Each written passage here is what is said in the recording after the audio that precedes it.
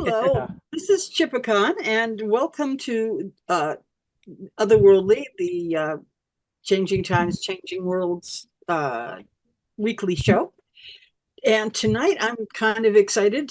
Uh, for years we used to go down to the Beltaine A Pagan Odyssey, run by our guest tonight, the Reverend Alicia Lyon Folberth, and who runs the Panthean Temple, and it was great. Okay, let's put it this way. She's at least partially responsible for changing times because she made it look easy. I don't have any idea how, but she did a beautiful job. She got some great performers. She had beautiful rituals, and wonderful workshops. And so, but time, all things pass, and that stopped happening, and Oh, and no, she's things doing other slowed stuff now. down. I So wouldn't write it off that I'm never going to do it again. I think a lot of people have. But I'm not an idiot. I'm one of those people that's really paid attention to what was going on with COVID. And I've been reading medical journals and science-based articles, and I said, no, I'm not going to expose my people to this. Too many of them are older anyway. And I wouldn't ask anybody to do anything that I wouldn't do. So it's that's not why even we have. feasible financially. Well, Not it's like why this. we were virtual for a couple of years, and that is so appealing. And Otherworldly is also available for people who do not want to get into crowds.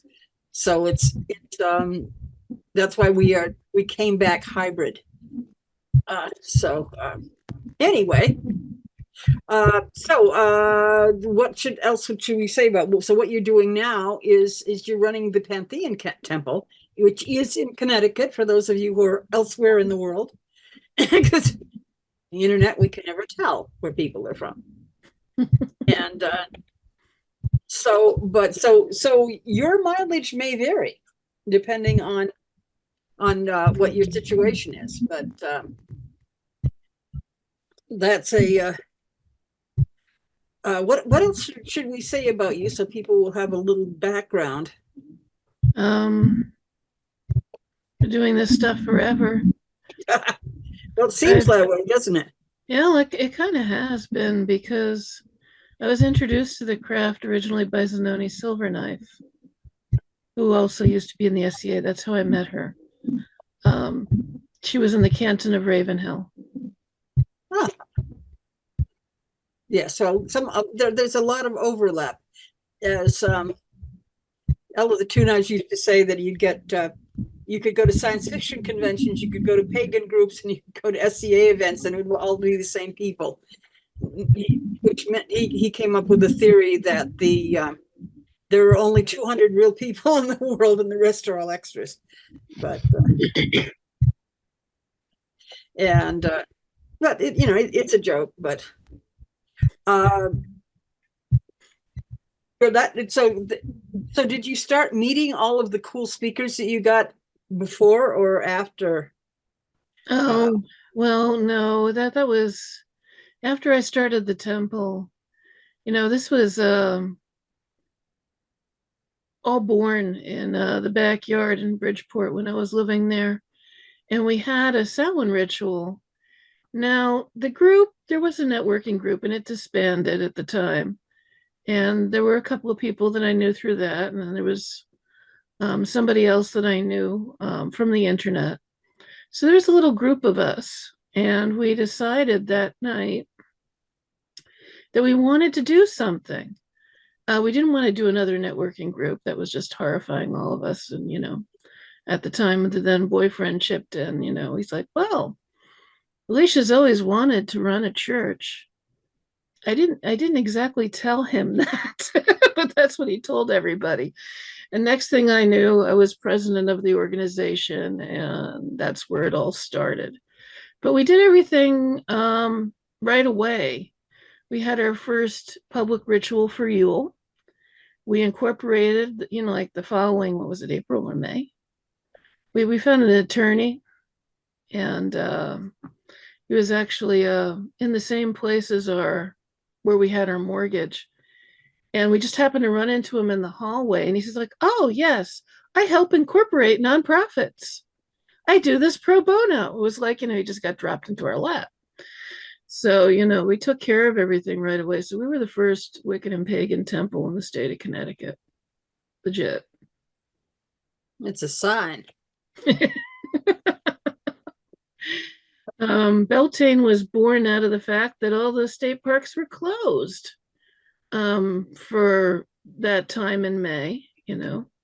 They were not open yet, and we didn't know what to do. And we'd tried a couple of places. We were talking about having a Beltaine festival long before that, but nothing had panned out in terms of a venue.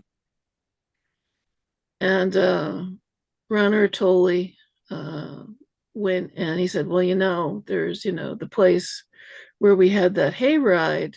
We could maybe do it as like a weekend camping event, and maybe we could having a few people do events or some guest speaking, and maybe we can get back the money that we're putting into the farm that way." And I said, "Okay, but I'm not supposed to be in charge." So me and one other individual decided they were going to run it. And I thought that was great. So what happened? Ron moved to Vermont. The other person left. And guess what? I'm running a festival. That's just sort of the way it happened. We started building it when I realized that we could really maybe potentially build up some cash to put aside, for a temple, for land. And that didn't quite pan out. But we did have some amazing festivals for a number of years. I've always been a networker. So the more people that I talked to, the more people I ended up talking to. And it just kept, expanding. So I like to bring in people together because I feel like that we're more powerful when we're together, when we can unify. And so I did directly target different groups. And I said, "Okay, do you have anybody that can teach?" It's like, "Oh, well, you want to vend. Well, guess what? If you teach, you get in for free. And then you don't have to worry about your vending. You don't have to pay a fee or anything." So that worked out pretty well. So we were building it quite well, but then that terrible recession happened. Yeah. And we didn't make as much money as we should have. And then I had a terrible disaster of a marriage that fell apart. And I had to rebuild everything. I had to rebuild myself. So that took a little bit to do. But nevertheless, I've still been on this path with the DCN tradition. And one of the requirements of priesthood is teaching. And initially we would teach in person, and then we moved to doing some stuff on Skype, and then it was all on Skype, and now it's on Zoom. So it's gotten to a place where now I'm really setting down everything. I've been focusing on the classes in the pandemic, redoing them all, standardizing them. I want you to tell us about these classes because I looked Yeah. in there. They look cool. Okay, well, I went and I merged everything. I went and I merged the old Panthean Temple classes with the Wiccan Church of Canada classes, the public classes. I was given the notes some years ago from the classes, but the classes needed to evolve. They've been evolving with the Wiccan Church of Canada too. So I've been sitting in on their classes while I'm beefing up our own. So I was also told I could make them my own and really set up things as I want to. So I'm like, hot dog, okay, let's do that. So I've gotten through quite a few of them now. They're pretty much done. They're in PowerPoint, and I'm working through them as I go. And we haven't, except for once, we've only really met because, after the pandemic really took hold. I realized it wasn't even safe for Samhain, so we haven't met again. Will we start doing public events again? Sure, but for right now, these classes also too are not something that I'm going to lose my focus of. This is a requirement anyway, and I think that it's good for people. It needs to fill a need too, because it's not just maybe if they want to go further with the temple. or if they have some interest maybe in pursuing the tradition like I do. It's really giving people the tools to be able to operate effectively, magically, knowledgeably in what they do. And I'd say after the course of about 2 years, yeah, they'll know what they're doing. They'll have a good idea of it, and they'll know what good books to look for. They'll know how to expand on that. And so it's about teaching. It's about knowledge. It's about expanding. And that's been kind of lacking in the greater pagan community for a long time anyway. Everybody kind of like reads a book and rolls their own for the most part. But you get to a point where that's not good anymore, and you know that you need more. So I was very fortunate when I found my first Odyssean teacher in the parking lot by the DMV. I'd taken in my car. Yep. But Rhiannon, she's, if she's going to be a goddess of horses, then she would probably rule vehicles, wouldn't she? So, yeah, although she didn't tell me at the time, my first teacher, Rowan, she said that she stood by the car and waited for me because she knew she was supposed to speak to the person that owned the vehicle. Did you have bumper stickers or what? Yeah, I think it was just kind of like this SCA-ish bumper sticker. Oh, But it wasn't anything that really revealed who I was or what I did or anything like that. But yeah, everything fell into place. When I realized how much she knew, I asked her to teach me. Because I had already gotten over my head with the temple. This was something that nobody had tried to do before.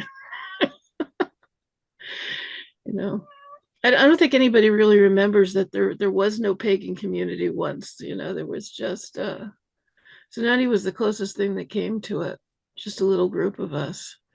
When she first did a ritual in somebody's backyard, and I sat out and I watched. There wasn't a lot happening, not even through the SCA and the people that I knew. There wasn't a lot happening. I mean, we're going back about 40 years ago now. So the pagan community is really quite new, at least here in Connecticut. Yeah, well, it's people forget how there's a difference between neo-paganism and traditional paganism. And Yes.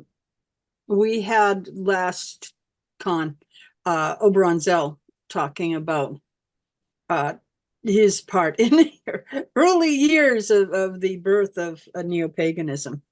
And it's I'm not sure where it is your, I'm going to say audacity. This needs to be done, so I'll do it. Let's see if I can find somebody else to take it over, please. is a characteristic of many of the people who started neo-paganism. So I have to have a little bit of sand to do this. And grit, yes. You can't sand off the corners. Let's see if I can. So I'm sorry, I interrupted your thought throw. Tell us, just list us some of the wonderful classes you're doing and where people can find them. Do you have links you could throw in the chat? Well, I'm on a different laptop than I Okay. normally am.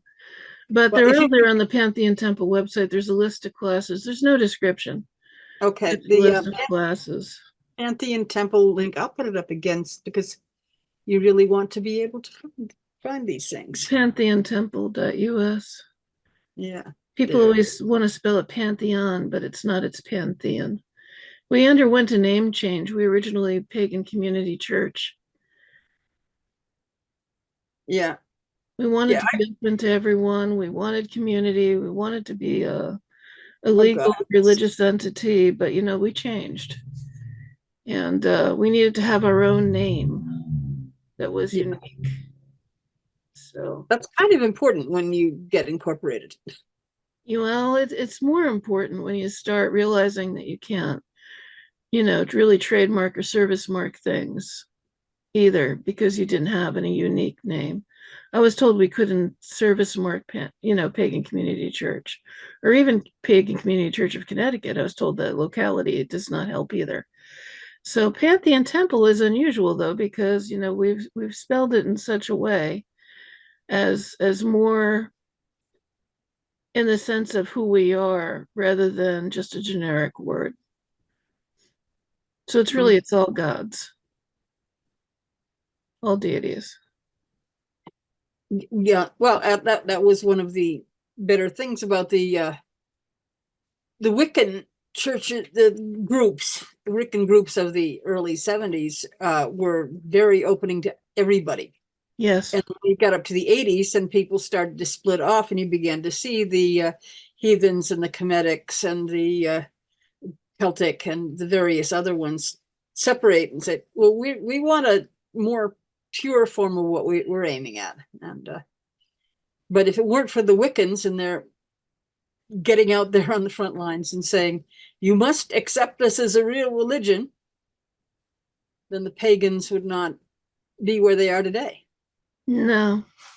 So yeah, there wasn't much choice. There was pretty much Wicca or nothing. yeah, I get a little salty about people who assume that you must be Wiccan if you're a pagan or if you're a witch. And no, there's some of us who are. Then I started dealing with heathens more, and so I called myself heathen for quite a while. And then now I call myself a rustic because it's just another term for a country dweller. Mm-hmm. And I have a nature religion, and I'm an animist. Okay, live with it. But sometimes you just don't want to associate with everybody. No, sometimes you don't, and it depends on your own particular path. The English language doesn't have enough magical words in it. Yeah. But it would be helpful, exceptionally helpful, if the people that are self-defining as witches, Wiccans, pagans of whatever flavor they are, if they could really define who they were and understood who the other people were, because that seems to be a lot of misunderstanding. There keeps being even these memes that float across the internet, and I'm like, oh my gosh, not another one.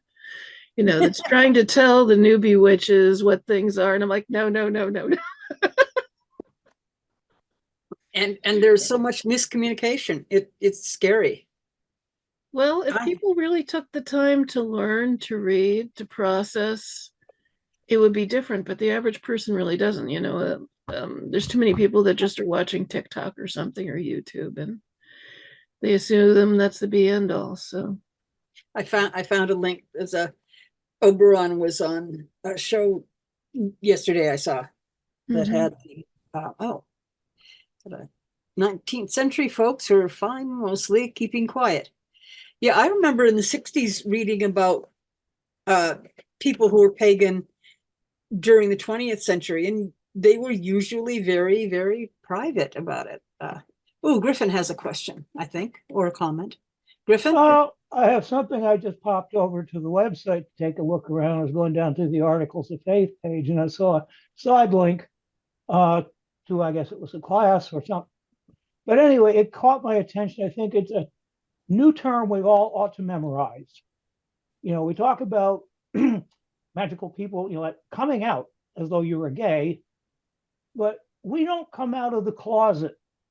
We come out of the broom closet, according to their website. Mm-hmm. And henceforth, that's going to be my slogan. I came out of the broom closet. It's witty, but we are. I used to be I push a lot for everybody to come out, and then one day I was at a thing that Isaac Bonewitz was talking at, and he was saying everybody should come out, and then I got up and started arguing with him because I'm a contrarian and I will argue almost any position, and said, look, if you have a business and you attract every pagan in southern New Hampshire and you're running a shoe store, say. And yet 50% of the Christians are nervous enough about it being a witch's bookstore that they don't come. You're going to be another pagan on welfare. And we don't need that. So if staying in the closet is going to save your bottom line, if it's going to save your business, if it's going to keep the authorities from coming after your children because somebody is out there who will make the argument that you were an unfit parent because you're part of a cult, then keep your mouth shut and keep your practice private. And after I had argued with Isaac, I decided, yeah, you know what? I actually do think that. So I stopped pushing people to be out as much. Yeah, a lot of people are not out. Obviously, I made a big choice in doing this, a sacrifice I don't think a lot of people realize that I took. Anything I do mundanely to generate an income, I'm self-supporting. I am not dependent on the temple. I do not take any income from the temple. I have to work that around the temple in order to make all these things happen. Even to the point where, I ended up losing a job because I was a witch. So we bought property to buy the land across the street from us to put up a physical temple. And we didn't get we had put down a deposit and then they returned it to us. And for several years, I thought that it was probably because they didn't want a witch in their witch's temple in their community. I'm not Wiccan, but I definitely am a witch. And then I realized, as I watched the house being built on it, the decision was made based on, we can get more money by getting a family who's going to get a mortgage and build a house than we can get out of these people who are going to build a small temple on their own. And it was all about the money, and it had nothing to do with the religion. And that made me feel a little bit better, but I feel smarter. But it's not, we still don't have a temple with a parking lot and a garden across the street. So, well, I think that, if there's a large chunk of raw land, they really can't dictate too much that you can't have a temple there. Yeah, there might be a little bit of a fight. But, it's like the folks over in Rhode Island, they put a barn up. And that's what I've been threatening too. The first thing that we'll do is put up a barn. Because they can't tell me here in New England that if you buy like 8 or 10 acres of land that you can't put up a barn. You have to be allowed that. So yeah, there will, I expect there will be fights, but largely though, they have been discriminatory and people have been winning those battles. So it's not the way things used to be. Things have definitely changed. I agree with Griffin Book, though. Welcome and include all, but we must not compel anyone to come out. That's exactly that. I made the choice to come out. I went so far as making the choice to be on television too, which is, it's hard to do this stuff. Don't think it's easy. It's a labor of love, and that too is about education as well. So how do you feel about, do you think it's getting more dangerous with the various open bigots that have been empowered by the... It's always been dangerous. Always been dangerous, okay. Always. When we first started the temple, as the pagan community church, the Connecticut Post did us a real dishonor. They posted about our an article about the temple, but they went and they posted our street address in the newspaper rather than we didn't understand we needed a PO box yet. We were that new. And next thing we knew, his car, the boyfriend's car, got vandalized. We were getting threats over the phone. It got to the point where I was afraid to pick the phone up. We were getting the hate mail, people screaming at us from the street. This was a long time ago, but if we don't have our own spaces, that's where we're going to really run into the problems.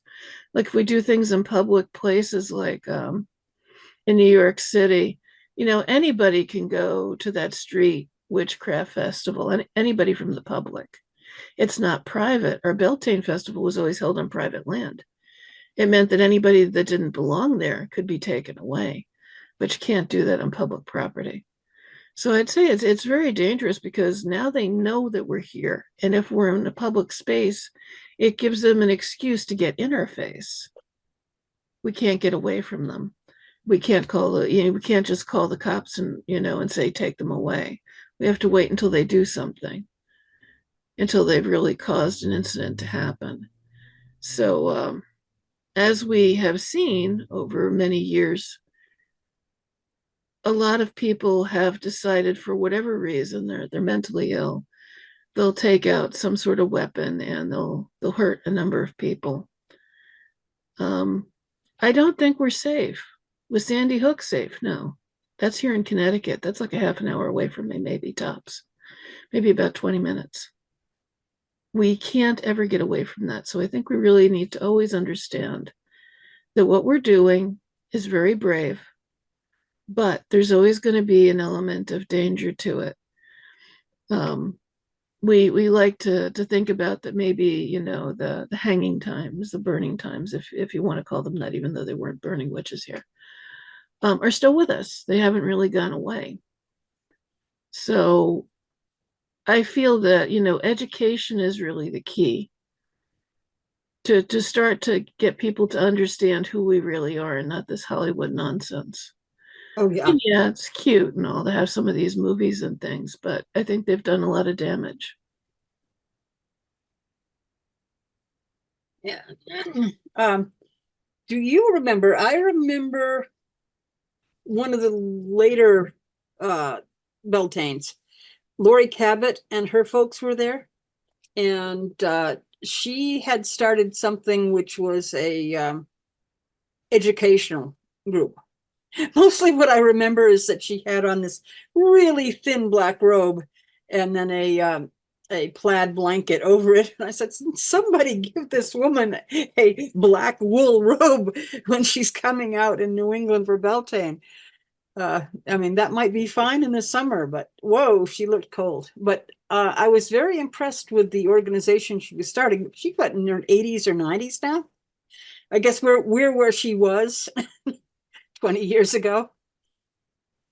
So, but did I lose my question in there? Yeah. There's some issues there, but we'll just leave that alone. But yeah, what we do is public teaching, though, effectively. I have not yet taught publicly over the internet, because I needed to do some gatekeeping, because people use it too easily to be a problem, to create issues. And sometimes, sadly, it's people that are self-defining as pagans or wiccans.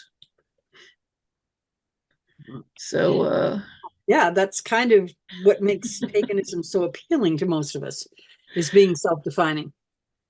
I don't think people convert to paganism. I think they discover inside that they are pagan, and they said, oh, that word describes me better than all the other things I've hit out there, and therefore they go look. In some sense, there's a soft conversion happening, because the old religion that they came from, which is probably Christianity, bears no resemblance to paganism or Wicca or witchcraft of any denomination. It's something so totally different. The whole philosophy of it is so very different. A lot of people, when they're first starting, try and put this little pagan veneer on top of Christianity, but that doesn't make it pagan. No. on some level, people are converting, even if it's soft. It's not that we're going out and we're knocking on doors, but people are choosing it. And they realize that there's a process that maybe they're coming from a place where they knew nothing and they need to know more now. But truth is that we're all on that path. We all keep coming to know more. There's never enough to completely know. If you stop learning, then you probably aren't one of us. If you really just say that's all I need to know and nothing more, then it probably would not call to your spirit to do this. Yeah, that's kind of like what paganism, where the big difference, because some of the book religions are, okay, here's the truth, there it is. You can read it, you can interpret it, but that there it is, it's set. And pagans are all, ooh, we have to look inward, we have to go talk to the gods, we have to find out more and Right. keep things. We have to question. Yeah, Research, pagans do connect. question. It's the pagan thing. Yeah. It's very different where, people would just show up for like a Christian Sunday service, and yes, they'll listen to the lecture and they'll sing a few songs or whatever. And that's all they had to do was show up, really. When you're talking about paganism, that means that you have to put in effort. You can't just show up. That's not good enough anymore. You have to learn. You have to participate. What is it that you're worshiping? You have to do something about that. This is more than going to church one day a week. Effectively, you're at church every single day. You have to think about your actions, what you're doing, what you're honoring. I was thinking about the ask polls, especially political polls. They ask you to consider yourself religious. And I usually say yes. And they say, well, how often do you worship? And like I say every day, but they're looking for, do you go to every week? Because they've got this preconditioned religion is Christianity thing in their head. And sorry. That's fine. Don't mean to jump in, but Yeah. I've been answering. I'm in New Hampshire, so this past month and especially last 2 weeks, I've been getting a lot of phone polls. So, and they're always they want to figure out what your demographic is. Are you religious? Yes, I'm religious. I'm well. What kind of? I'm pagan. I don't have a spot for that. If you don't, we got to get that on the list. If it's not on the list, they can't check it off. Yes, it does have to be on the list. What will the temple be doing in the future? Yeah, good question. Well, for right now, I'm building a foundation that I don't have to rebuild again. I'm measuring twice and cutting once with the classes, and I'm bringing in one of my students to actually teach too.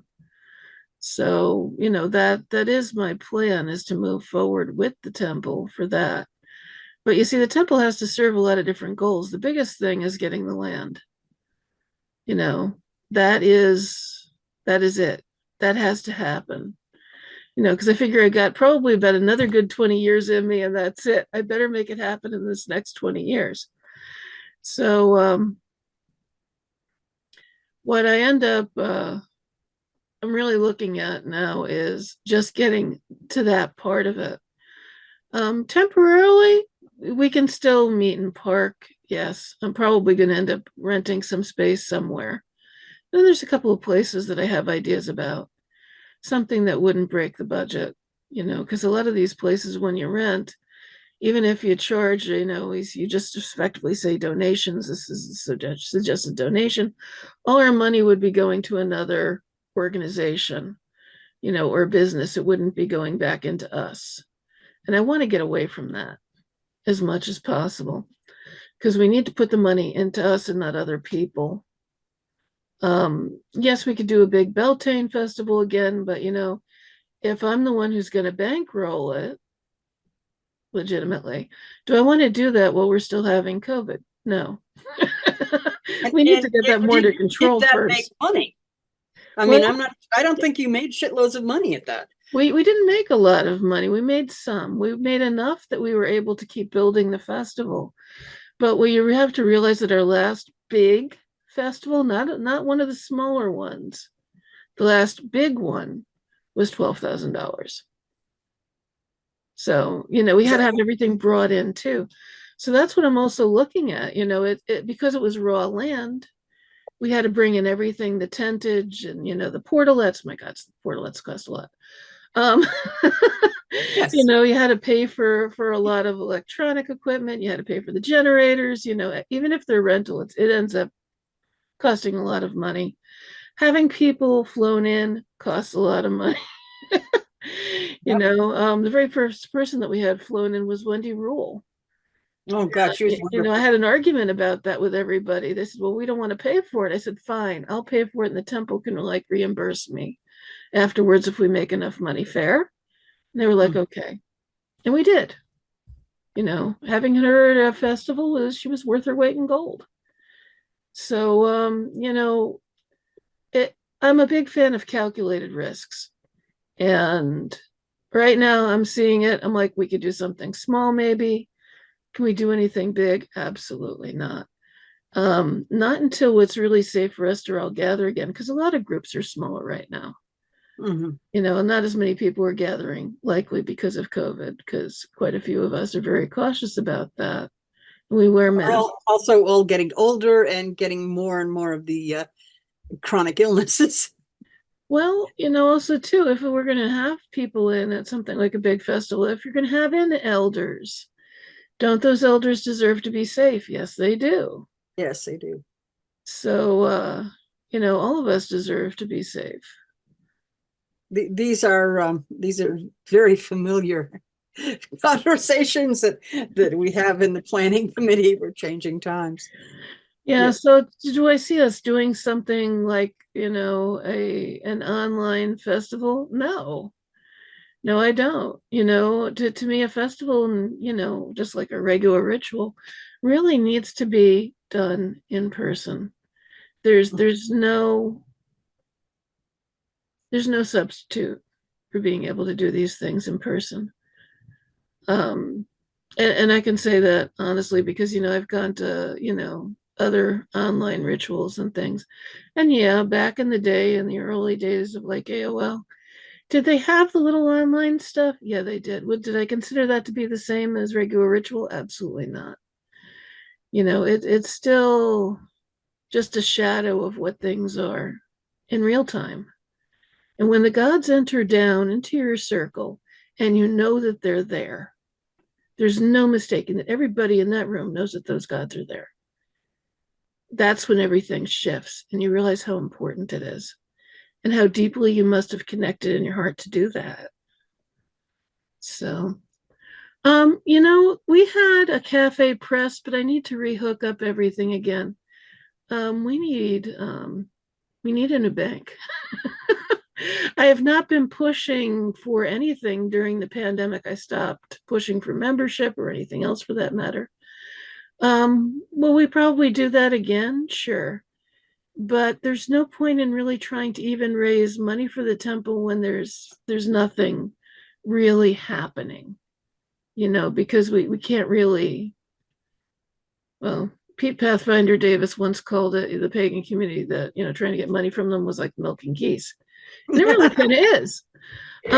So, people have to see, what they're donating to. They have to have a real reason to put their money out there. It's not like the Christians that automatically say, we're going to tithe you 10% or something, and people just accept it. My gods, if we had ever had like 10% from people, I would have been dumbfounded. That's never happened. But, people have just donated what they could, and that's what we've been operating on. But by the same point, the community at large needs to understand that we will have to start contributing to things if we want to see them happen. I have people asking me, well, why don't you have like a pagan food bank, Alicia? I'm like, because that would mean it would be in my apartment. Yeah. I'm like, what are you asking me to do? Do you want to organize it? If you think you can do it, by all means, I'll be happy to back you. But no, they don't want it. They want me to do it. So there's only so many things that I can do. I've worn a lot of different hats. I've done the hospital visitations. I've done prison visitations. I did those for 5 years, and that was on my dime. That was on my gas money and my time and everything else. I've made a huge sacrifice, but at some point, we have to get beyond that, where people could be supported legitimately as clergy, like they do in every other religion, because it's not fair. It's just really, it's not fair to expect people to keep doing all this work, to effectively work full time for whatever organization it is that they're running, and still have a regular job is not fair. We have to make sure that we put out that money so that we can take care of our own people, like the food bank. We need that money so we can make sure that we have something like an easily accessible library. We need the money so that we can have a regular space for ourselves and our own people, that we don't have to worry about coming in conflict with other people that suddenly decide that they're going to become very religious on us and start thinking that we're worshiping the devil or something. I had this strange conversation in an unexpected place locally. I was at the local coffee shop, and there was this young man who came in and started talking to the guy behind the counter. And he was saying there's these pagans, or these Satanists up there, they're burning goats. And I was like, what in the world? And so I went and I started listening to the conversation. He kept tying them up and down. He's like, no, they're lighting fires and they're burning goats up at the park. And I'm like, dude, nobody's burning any goats and there's no fires. In fact, fires aren't even permitted there. The only fire you could have is on the grill. And you know what? Most of us are vegetarian. And he was like, well, wait a minute, how do you know all this? Because I'm the head witch. There are no Satanists in the park. That's us. And I think I really burst his bubble. But this is what everybody wants to believe, even though I try to educate as much as I can. This is what people usually go to, I don't even know what goat tastes like. I mean, I grew up in the boonies. Oh, it's delicious. It's a lot like lamb. See, we raised goats, yeah. and we took one to an SCA event once, and we were butchering it. We put the van in front of it because you're hanging it from a tree to do the butchering. We'd gotten permission beforehand from the site and the organizer, and then the organizer's husband came down and said, "Oh my God, everybody's going to think we're Satanists. You can't do that." I was like, "We have permission from." And said, "No, you mustn't do."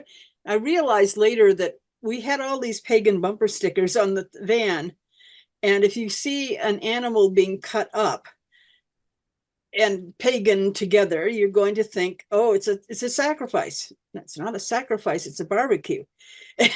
And yeah, seem to realize that a lot of those so-called animal sacrifices were nothing more than a communal meal.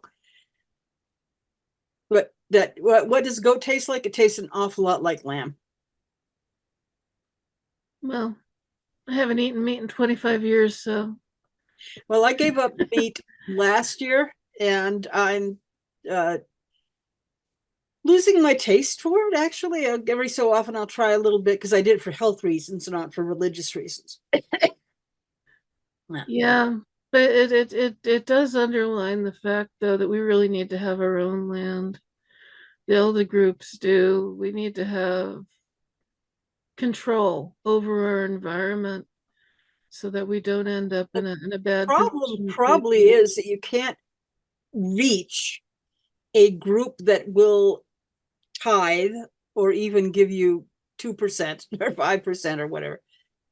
unless they are within easy traveling distance from the land you buy, because people aren't going to want to contribute to something that they can't get to easily. They want to be able to Yes and no. access the library and access the ritual ground and access the food.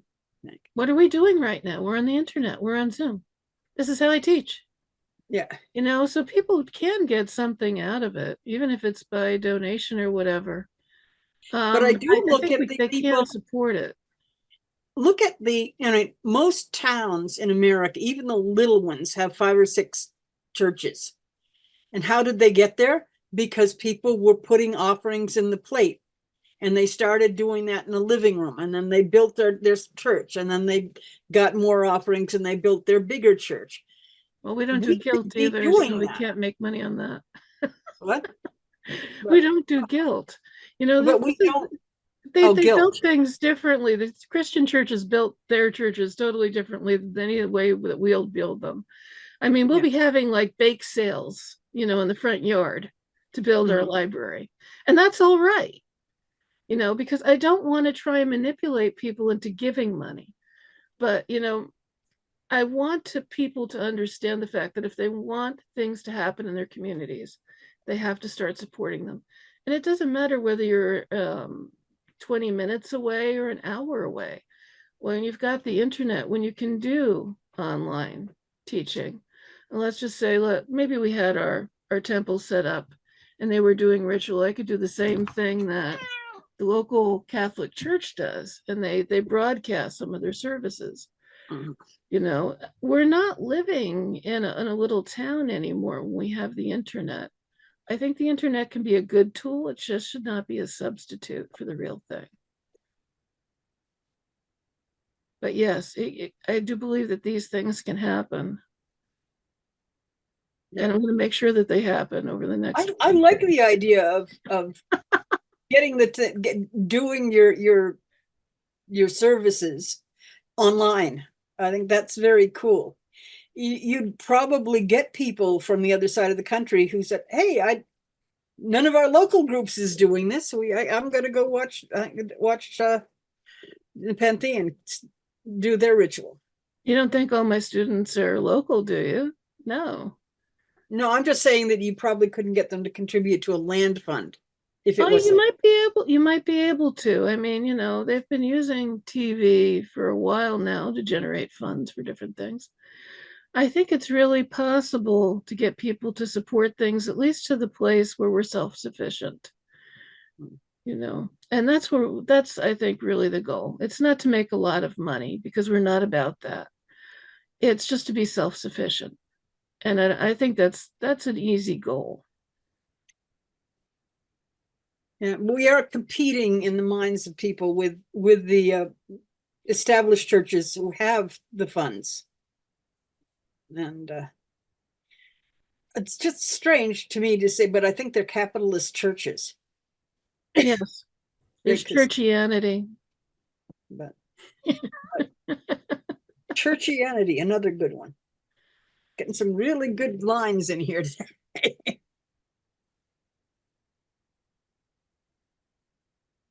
I am very impressed by your continued enthusiasm. It's not as innocent as it was 20 years ago, but it's a lot more calm now. But you're still, I'm not going to give this up. It's important. And that's it.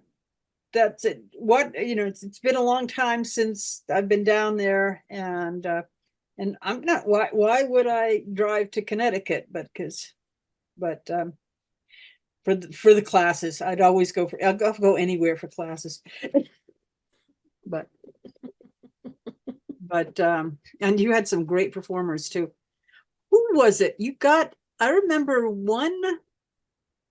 Beltaine, you had a whole long table full of the elders of the Wiccans. And they all hated it. They did? Yes, they did. Didn't want the camp? Oh boy, it's hard, when you're running a festival, you're herding cats anyway, and I was not aware of any kind of issues that maybe people may have had with other people, and and I don't know. I wasn't around then in paganism whenever they were to even understand the dynamics of it. I have to find it out secondhand. Sometimes people didn't always get along together. So it's hard, we try to do things to bring communities together. Um, but maybe we just shouldn't try and force it too much in some ways. It was good Good to be point. able to do that, but we probably shouldn't try and force it in the future. And that was my mistake because I didn't understand some things. It's been a learning experience. I'm still learning. Yes, it is. The modern Christian churches at least have the option of those 4 or 5 or 10 churches, and you can pick whichever one you want to go. You don't like this one, you can go to another next one down the street. They have a wealth of options. Yeah, our options are all hidden. Do you know where there's any Comitics hidden in the woodwork? And it's like, you got any Romula? Well, like, that was what, Beltane was kind of for, was to bring everybody together. yeah. Everybody had different aspects of something that they did, or a different tradition, maybe a different culture. The different watching different rituals from different groups, it's fascinating because people have different ways of raising energy. Yes. It was cool. But the hardest part is I liked little rituals done in a certain one, but trying to get everybody to do the same freaking ritual just seemed too difficult. No, it's not too difficult. You just got to simplify it a bit. You have to change what you're doing for ritual. You can't run it like you've got a coven's worth of people. You have to alter what you're doing for the ritual. The music can help hold the space. That's one of the things that is important about a larger ritual. Yes, we need our drummers. Yes, you must sit there. If we're going to have like a couple 100-person circle, we need all our drummers there to help hold and contain that space. You need people to be able to focus on very simple things, like we did a countdown meditation. Everybody has associations with colors and numbers, that these are very basic concepts that people can have in their mind. But if you can simplify it down in enough different areas that everybody can focus on the same thing, you can still raise energy. It doesn't have to be chaotic. If you have the music going, it doesn't have to be chaotic. They're already holding that part of it. Music is magic. Yeah, it's a lot of cooperation. It requires cooperation from everybody to really be able to do it. And when people get together in a circle and they're willing to be there, then you know what? We can do amazing things with that energy if we want to. I think it's a challenge.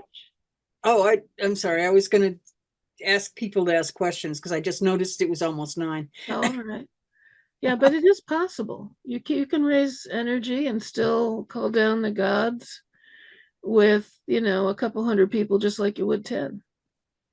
And you just have to change the dynamics of the circle. That's all. Okay, and people, there are there's buttons for reaction buttons. You could put up your hand, or you could just unmute yourself. Anybody? Well, Alicia, I would like to compliment you on the excellent presentation tonight.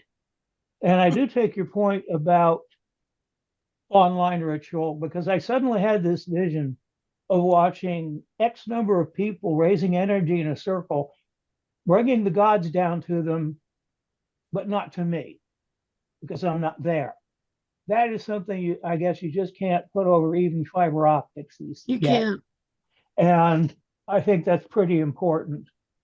But I wish you well in the good fight, because as I comment in the chat, a lot of you put all these elders and then they hated each other because they had history with each other. And then it all boils down to the fact that pagans are still human beings, and us versus them does not die easily. And there's always going to be, and that's what it all seems to boil down to is, I hate him because, and it always boils down to he's doing things differently than I would. Yeah. And whether that's just pure ego or a legitimate feeling that, he's leading people the wrong way, it still is an issue we have to face and deal with. I mean, anytime you get two or more people in the same place, that dynamic kicks in. And I guarantee you it's two or more because I've been married to Feather almost 31 years now, and it still kicks in. I'm going to mention that's I think a handicap that we felt under when starting with a Wiccan base is that the high priest and high priestess format. A lot of when a marriage breaks up, you get the friends are his and hers, the same as the furniture and the pets. And the same thing happens with the people in the coven. I think that was a handicap that a lot of the pattern of Wicca got under is using the romantically paired.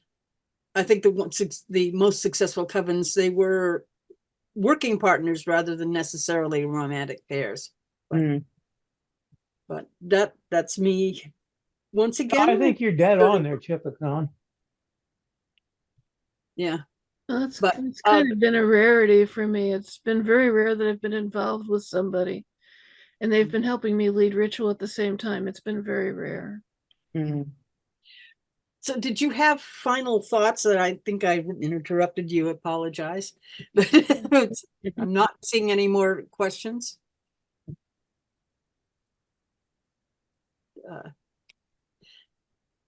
And because I see more people came in, I'm going to put your link to your temple up again and remind people that if you want to look to save the chat, the three dots at the bottom of the chat are for saving the chat. And you can even open the link from there to see the chat. And since it buries it pretty deep on your system. Yes. So I have to thank you for coming. This is, Sure. I had lost contact with you. And when I saw that you're doing this teaching online, it's like, wow, she hasn't disappeared. No, I've been here this whole time. As you said, you reinvented yourself. And the pandemic has changed a lot of things. But so are you doing readings? Are you doing anything that we ought to know about I'm going to tag, because this is going on YouTube and people from all over the world will be able to. I do read professionally. That is really primarily how I make my living these days. I'm about to be on Kim Commando's podcast. She asked me about making a living on the internet. So that's going to be pretty cool because, I've done a number of radio guest spots before and I want to get my own show eventually. But, this is kind of my first big gig. It's international, so I'm looking forward to doing that. Yeah, I think that if you are able to make a living as a professional witch, there are very few that people who can manage to do that. Well, most of us have stores, and we might invite you to the virtual part of Changing Times, Changing Worlds next year, because that's something I think a lot of people would want to know, and it far better to learn from somebody else's mistakes than your own. So always. So. Okay, well, I guess that is it, and we're going to say thank you. And Yes, thank you. Alicia, it is wonderful. I'm so glad you're still out there, still teaching, and It never went away. Well, it was obviously I lost track of you. And you're obviously making it was all about time for me, you as to be- usual. for her to rediscover you. Yes. So you Okay. showed up just And when you keep were coming needed. back so we remember you're here. Yeah, Okay. we're old. Our memories aren't so good anymore. Mhm. So show up more often. Yeah. So if we get more requests, let's quick ask the audience, what would you want to hear or talk about? Silence is dead. Fine. Then I'm going to push the button and stop the recording. Thank you again. And thanks right. everybody who came tonight. Yeah.